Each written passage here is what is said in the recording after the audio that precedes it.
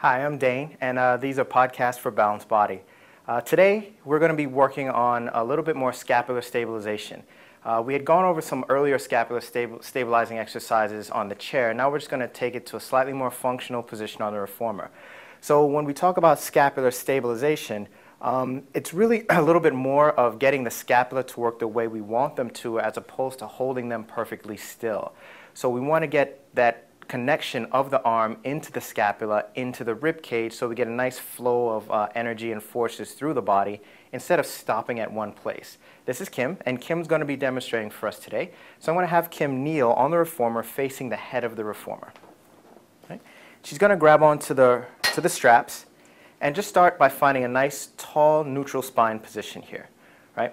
So once we find that position, we want to make sure that the position of the person on the carriage is right as well. So Kim has her knees up against the shoulder rest.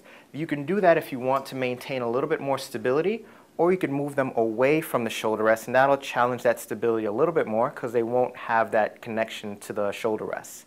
So starting with a nice tall spine, we're going to start with just shoulder extension.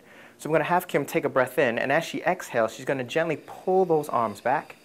Inhales, the arms come forward.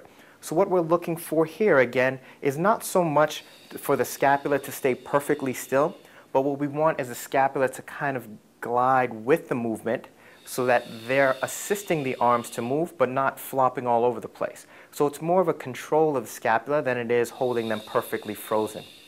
Good. So exhale 2 more repetitions for me. Exhale as you pull back, and just keep that sternum just a bit more lifted for me there. Good. Exhale and pull. Good, and bring those arms forward and pause right there. So now we're just going to go to a different variation, bicep curl. So I'm going to have Kim flip her palms up, and she's going to maintain that nice tall spine, and then also maintain the upper arm parallel to the floor. Now this is a great shoulder and scapular stabilizing exercise here. So she's going to take a breath in, and as she exhales, go ahead and curl in for me. Good. Inhale as you uncurl. Good.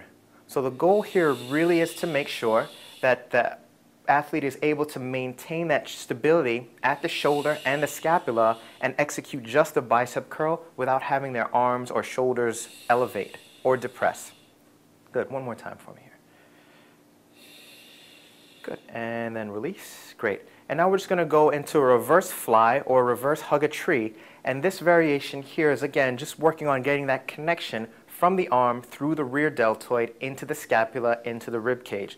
So just completing that whole band of connection across the upper back. So I'm going to inhale to prepare, and as she exhales, just gently open those arms wide. Good. Inhale as you bring the arms forward for me.